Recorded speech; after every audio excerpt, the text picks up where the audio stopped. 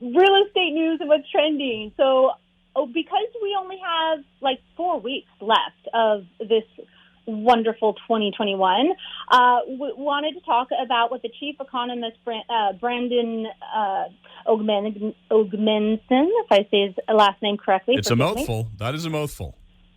Especially when you're parched. Yeah. Didn't you get it? Hasn't Richard brought you a water yet?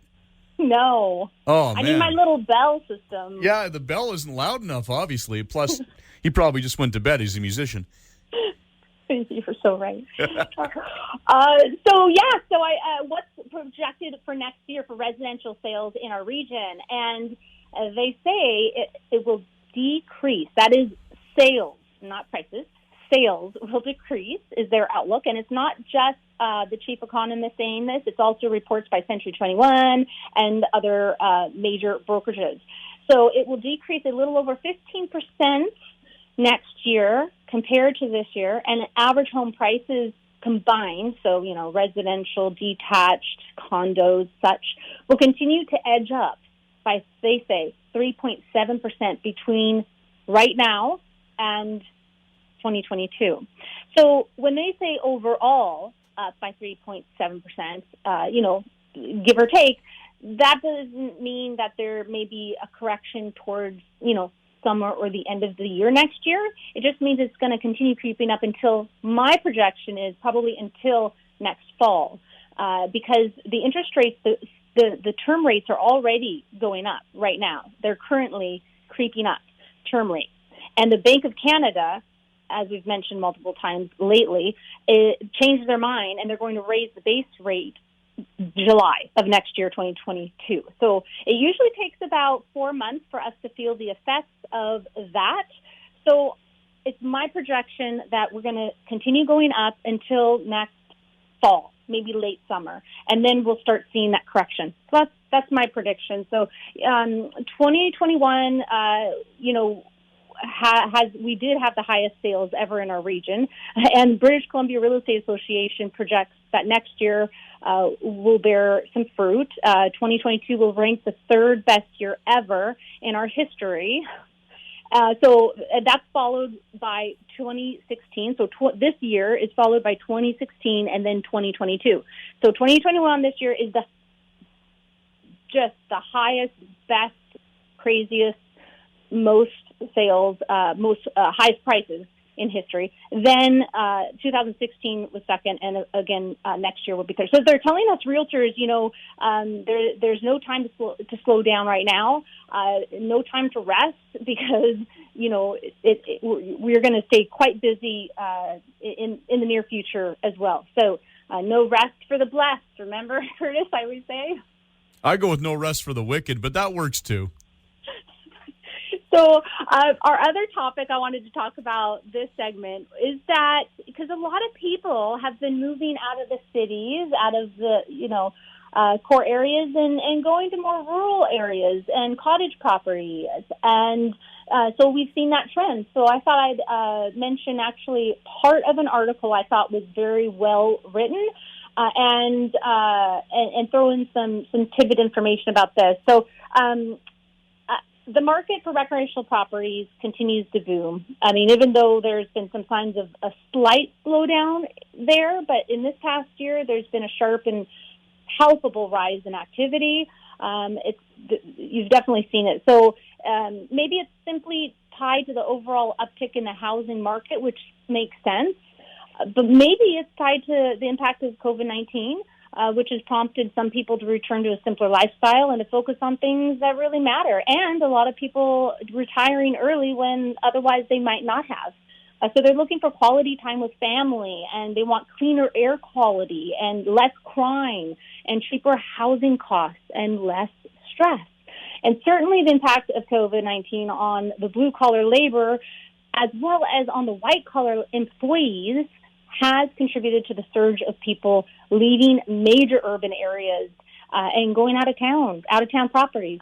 So they need to take extra care about it, because if you don't know what you don't know, then you don't know it, right, Chris? Absolutely, and there's a lot that I don't know.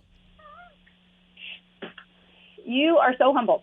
And so there's all these hidden surprises. And I did this recreational property video many years ago. Anyways, it's on my YouTube. It's many years ago, but the information's really good on it. And it was one of my HGTV auditions.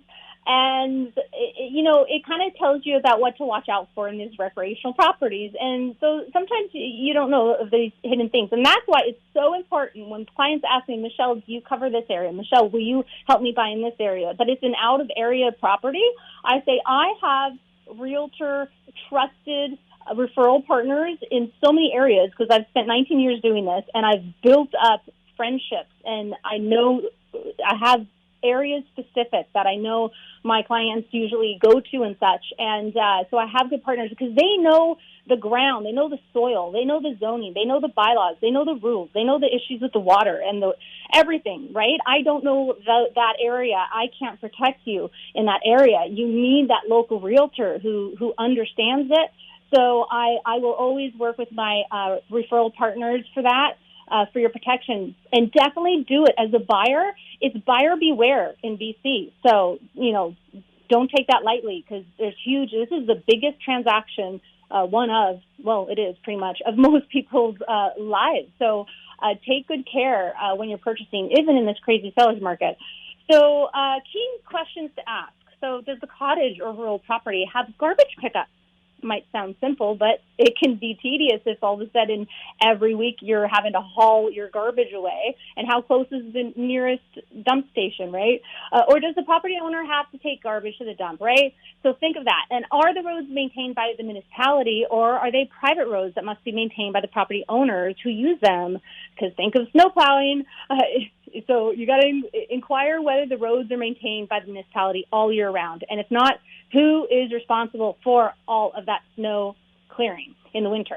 If you have school-aged children, what type of educational facilities are available? Is there pickup for the bus station? What type of health and medical services and facilities are nearby? And how close is the grocery store? So check what type of structure can be built as well, or what can be added to an existing structure. You got to think of your future. You got to think of what you may need in the future, because selling and buying is expensive. And if you're an investor and you're buying multiple properties, that's great. But if you have one property and you're having to sell and purchase that one property constantly, then you just want to set down. Most people want to set down roots in a place, especially if they're buying rural, that they're going to have for a while. And that's going to cover all their future needs. So really think about that. So, and it's all about the survey. So with the potential issues around lot lines, and there has been shore road allowances and access, if you're on a waterfront property, who has the water rights, and is it government, and do you need permit for the dock, or is there a membership that you need to be part of? There's all these questions to ask and all these things to understand and know.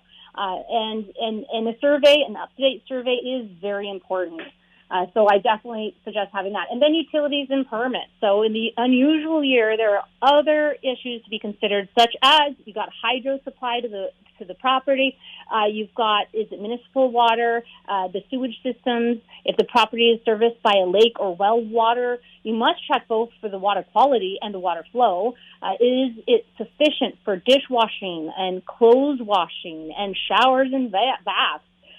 So there's just so much to do with these rural properties that you really want somebody to represent you and make sure that you are getting all the information you need. If the property is a cottage or other rural property, was it built with the proper permit? So look into that. Now, some districts are a little lenient than others, but definitely know what municipality or district that property you're thinking of buying is in, and know its rules and understand it.